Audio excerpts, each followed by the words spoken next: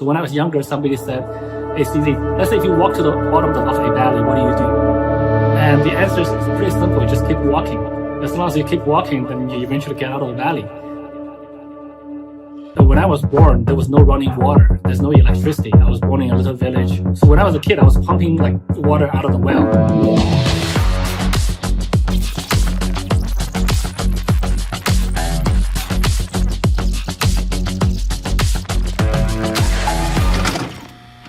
And then I moved to Canada when I was 12. And then I spent 6 years in Vancouver, 4 years in Montreal. After university, I went to Tokyo to work. I worked in Tokyo for 4 years and then went to New York for 4 years to work for Bloomberg. And then in 2005, I returned to Shanghai to do a startup together with 5 other founders. In 2013, I decided to leave that company after 8 years.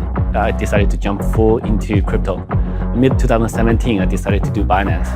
And we got very lucky. It grew very quickly. So for me, it's like a 20-year journey.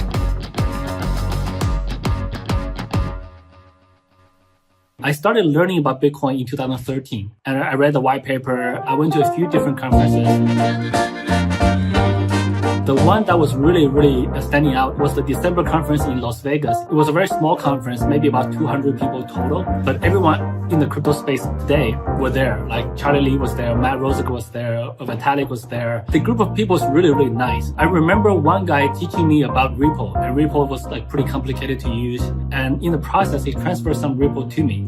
When I was done, I was like, okay, now I understand how to use it. Let me transfer these coins back to you. He said, well, no, you can keep it. You can use it to teach the next guy. I looked at it. I was like, coins were at the time worth about $500. So it's not a huge amount of money, but it's also not a small amount of money. So I thought that community was really nice. So at that time, I had a really high confidence in cryptocurrency succeeding. So I understood the technology, I understood the financial aspect of it, and you already had a really nice community behind it. And also for me personally, the situation was, I sold my house. Not only did I sell my house, I also quit my job.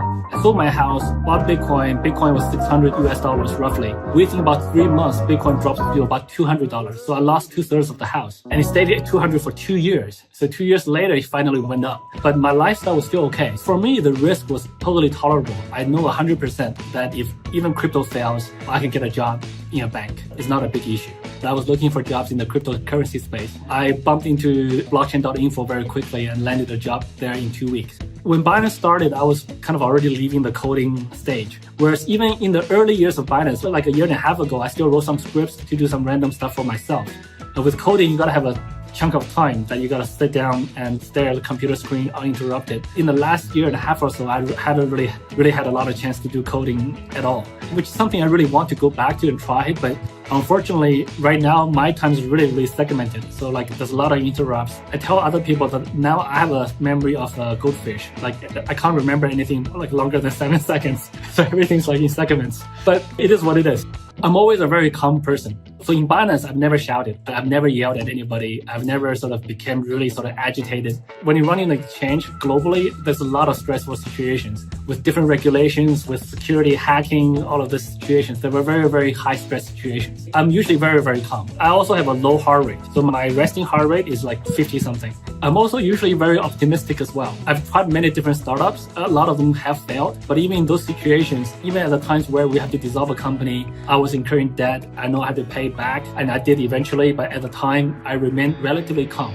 I'm not materialistic because it's kind of hard to carry. I like to keep mobile. I like to be able to sort of live in a different city every month if I want to. And with the shared economy, it's so much easier now. I recently passed my birthday. I didn't celebrate either, so I had normal dinner with people I have dinner with all the time. I don't feel the need to own a lot of stuff, to have a really complicated life. Just keep everything simple. Whenever I feel like a lot of stress, I don't know why, I just keep remembering that story.